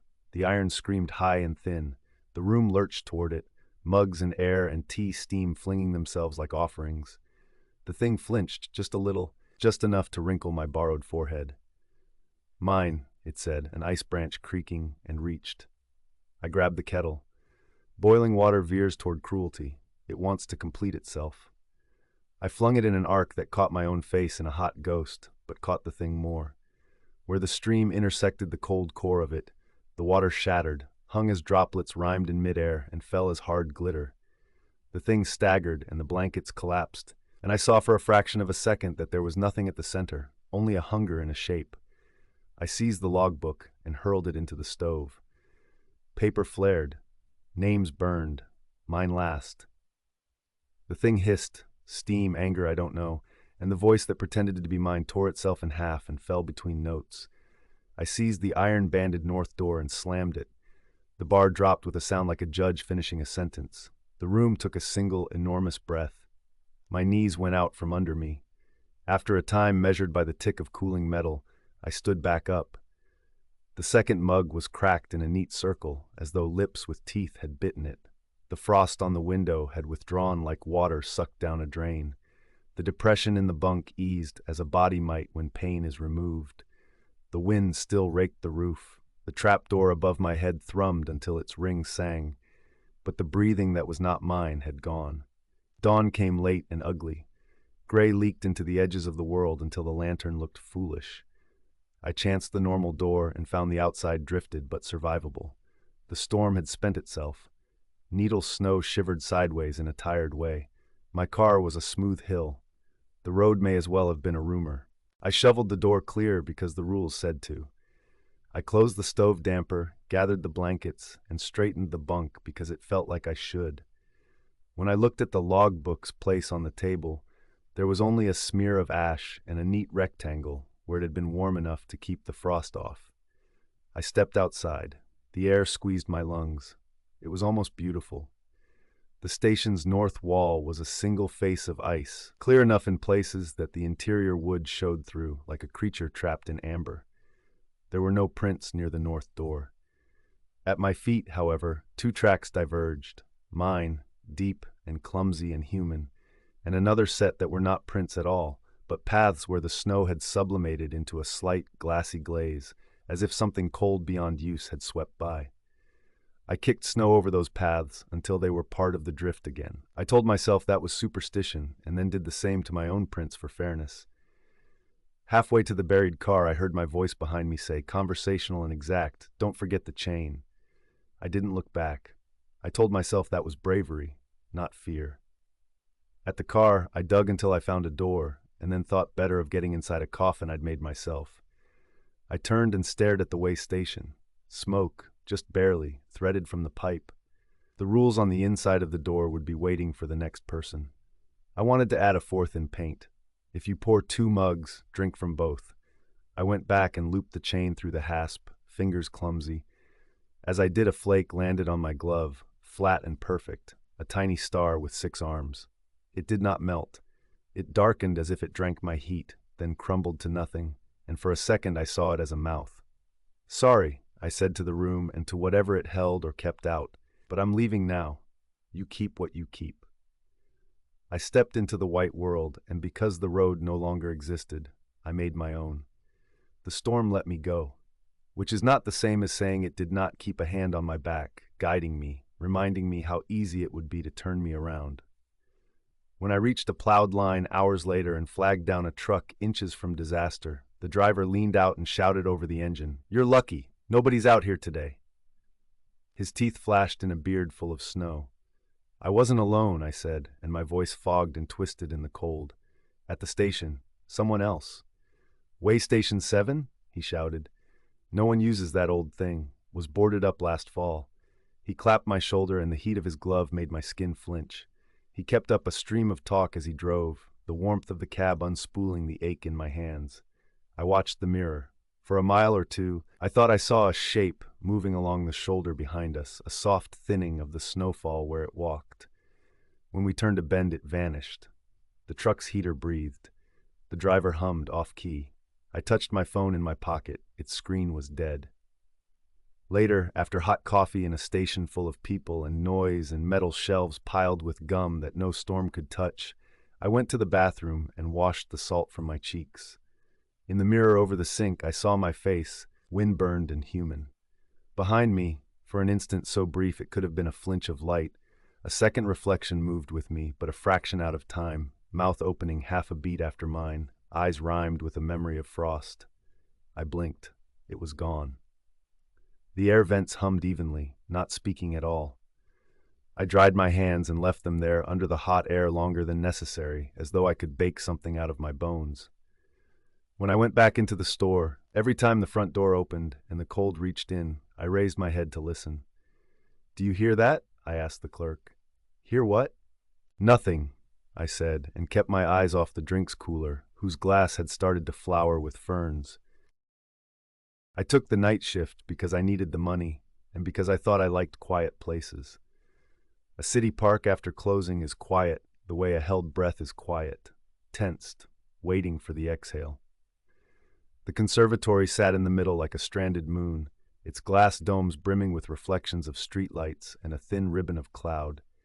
Even from the path, I could hear it breathing, the soft hiss of misters, the intermittent click of thermostats, the rain chain tinking where condensation gathered and fell. Key's map rounds every hour, the day guard said, dropping a heavy ring into my palm. His name tag read Hollis. He smelled like soil and coffee. Do not open the ridge vents unless it's an emergency, and don't go into the palm house after midnight. The temperature drop messes with the air. He said it like a joke, but his eyes didn't join in. The staff door sighed shut behind him. I was alone with the plants and the fogged windows and a dozen greenhouses stitched together by narrow corridors. The air hit me first, warm, damp, close. My glasses fogged. Somewhere, water sang through pipes. Somewhere else, a valve ticked like a metronome. I made tea in the staff kitchenette because the kettle was already on the hot plate and because it gave me a reason to stand where everything was whatever passes for normal in a place like this. Laminated schedules curling on a corkboard, mugs with spiders bridged over their lips. I let the first sip sit against my tongue. The steam smelled faintly of potting mix. The map had a blue dot. You are here. The rounds were marked by little leaf icons. I put on the radio, checked the beam on my flashlight, and opened the first door. The fern gully was a long nave of green shadow and lacy silhouettes, fronds layered over fronds like hands reaching for hands. The path was stone, wet underfoot. Every few steps, the foggers breathed out a cool exhale that brushed my shins. Something dark flickered at the edge of my vision, only the swing of a hanging basket. When I turned my head, droplets erupted in the cone of my light and fell in glittering threads. Round 1, I said into the radio, because the log required verbal check-ins. My voice sounded strange with the carpet of leaves swallowing it. Entry secure, all quiet. The speaker let out a small burr of static and then went polite and empty. I walked past a sign that read Cyathea medullaris, black tree fern, and another that had been rotated 90 degrees, so the text ran like a stern reminder, do not overwater. Behind it, a small pile of damp soil lay on the path, as if something had been carried and then nudged loose. I towed it back into the border. The smell of it rose as big as a memory. Childhood gardens, damp knees, my mother's voice telling me to watch for nettles. The fern gully opened into the temperate house with a press of colder air. Glass arched high above me, the panes beaded with condensation and winking moonlight in thin seams. The rafters were a scaffolding of black lines. As I stepped out, a single droplet let go and fell 3, 4, 5 meters to strike the path with a sound so sharp and human that I flinched. Not a drip, a heel. The echo fluttered up and was gone. Wind, I told myself. Thermal differences. Old glass. A night conservatory is not empty. It is busy, but quietly. Insects testing the edges of lamps, frogs I couldn't see chucking from somewhere behind a rock rill, water as the bones of the place. In the Mediterranean house, the air smelled like rosemary and lemon peel. In the orchid house, it smelled like a candle just blown out. In the cacti house, it smelled like old wood warmed by daytime heat, though it was night, and though my breath smoked a little when I exhaled. I stopped in the center and listened. The building hummed to itself. It should have been calming. I told myself I could enjoy it. I told myself I was good at being alone. A shadow moved at the edge of a barrel cactus. When I turned, only spines, steadfast and still. Another shape, slipping between ribs of a saguaro that shouldn't have had anyone behind it. I swung the light too hard and made the chains on a hanging lamp tremble. A glass pane ticked as it cooled. The sound rang longer than it should have. By the time I reached the staff room again, my shirt clung to my back. I made a note in the log, drank the rest of my tea, and did not look at the clock.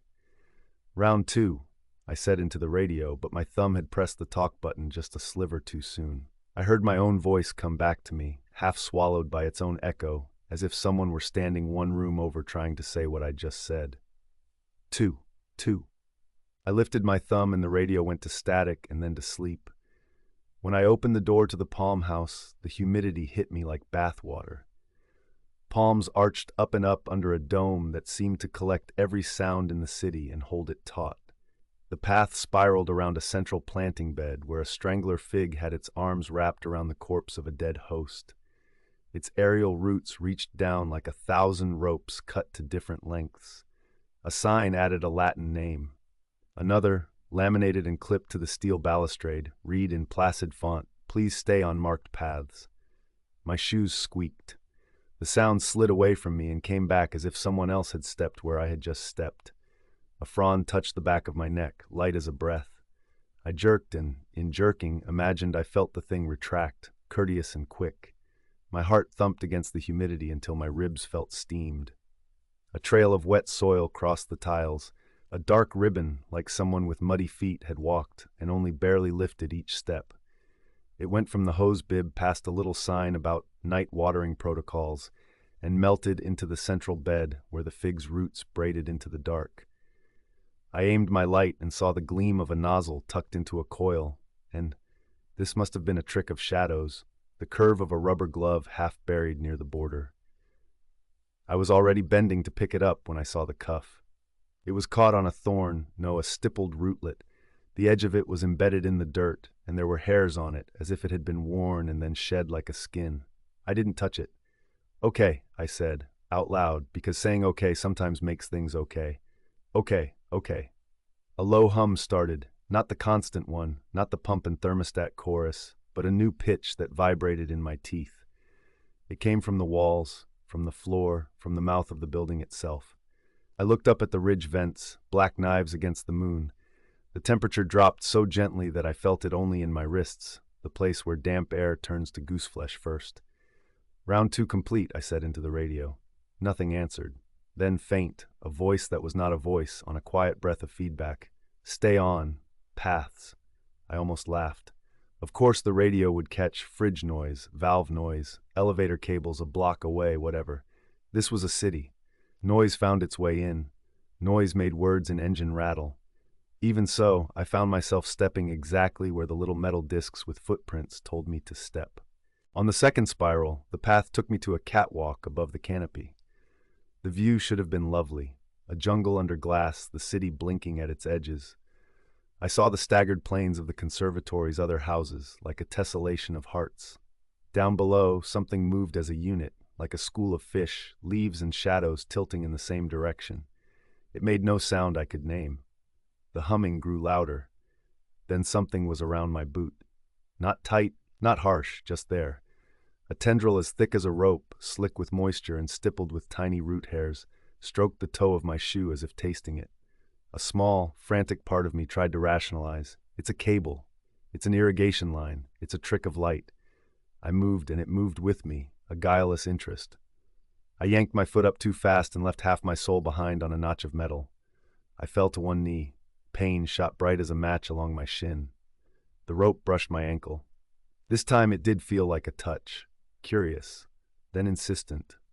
"Let go," I said. My voice was shaking. I brought the flashlight down and hit the thing with the heavy end.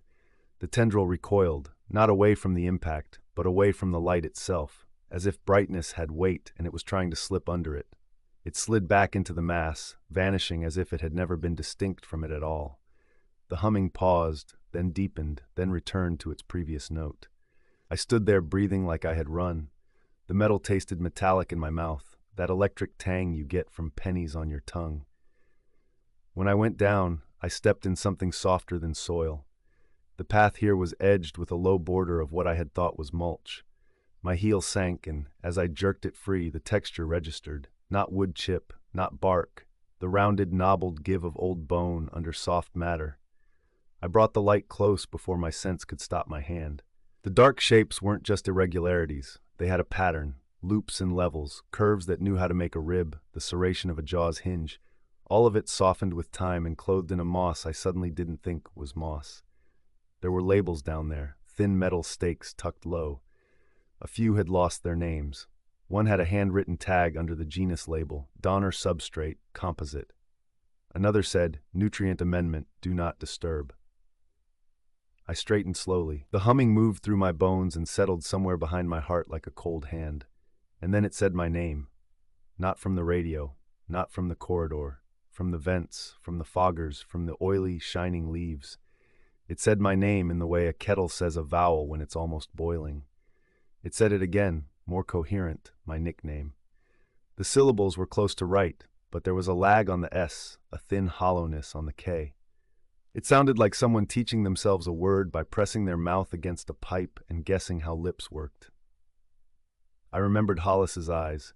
I remembered the glove half buried, the hair stuck to it like a beard on a drowned thing. I remembered the pile of soil in the fern gully, the sign turned sideways. Do not overwater. Read like a rule for something other than botany. Not funny, I said to the air, because I had to place the sound somewhere human or I wouldn't be able to move. Not funny, Hollis. Holis, the vents breathed. A breath later, and with heartbreaking earnestness. Okay.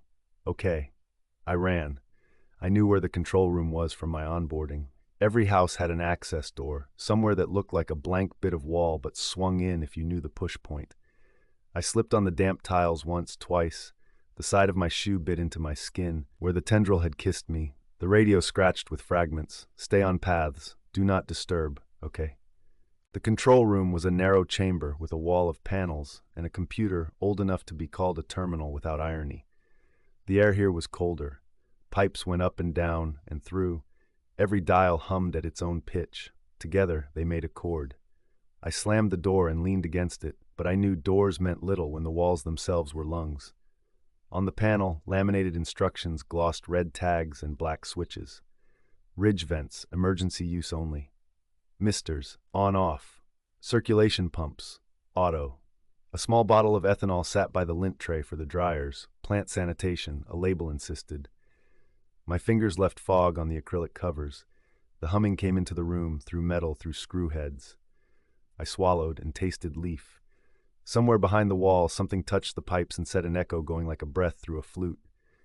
I thought about what plants want: heat, humidity, still air when they are eating the dark, water.